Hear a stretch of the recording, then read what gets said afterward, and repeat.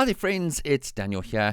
Today I wanted to talk about a little feature that Adobe have slipped into the latest version of Lightroom Classic, which has probably gone unnoticed by many of us as portrait photographers. I know it's done that to me, so I wanted to share it with you guys today as a quick update to Lightroom Classic's masking features. So what we're going to do is we're going to go over to our masking features right here. This is this little circle here. We're going to click and open it, and as you guys know, we've got the subject, sky, and background as our three core areas. But below that, they've added in landscape, okay? We've had objects before, we've got all of the other regular stuff there, but they've added in landscape in the latest update.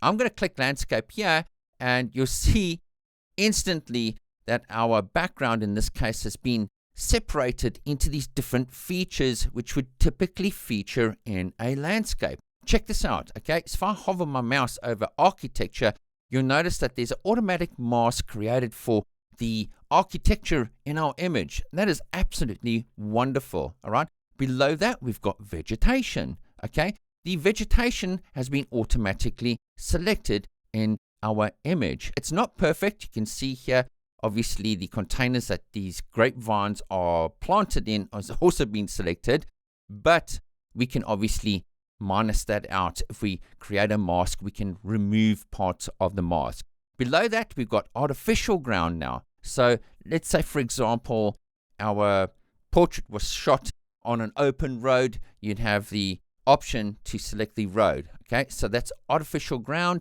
And then below that, we've got natural ground. Check that out. It's a very small portion of this image here, but it looks like it's selected a little bit of grass over here, and it's deemed that as natural ground. This is powerful stuff, folks, because now we can edit certain parts of our image without making those selections. We're going to let Lightroom automatically separate the different features in our image. So let's have a look at this. Let's say, for example, artificial ground. This artificial pavement over here looks a little bit blue.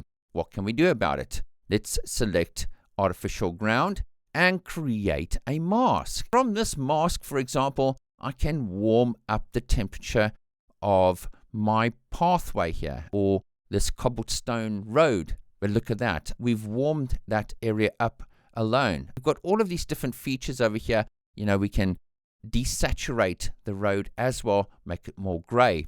We can go back and create a new mask and then go back to the select landscape option here and let it redetect those different elements in our image. And let's say, for example, we want to target the vegetation. We can create a mask for the vegetation, and then we can pull down the exposure and we can edit away to our heart's delight. Now, obviously, if we throw this all away, let's delete mask 2 and mask 1.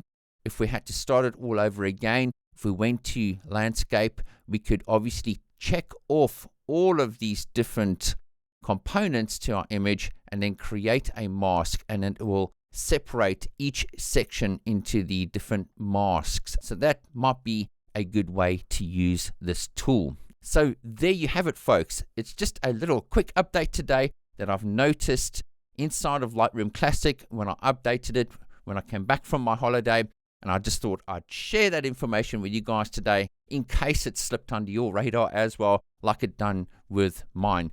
Folks, thank you so much for tuning into my channel. I really appreciate it, and we'll see you in the next session. Ciao for now.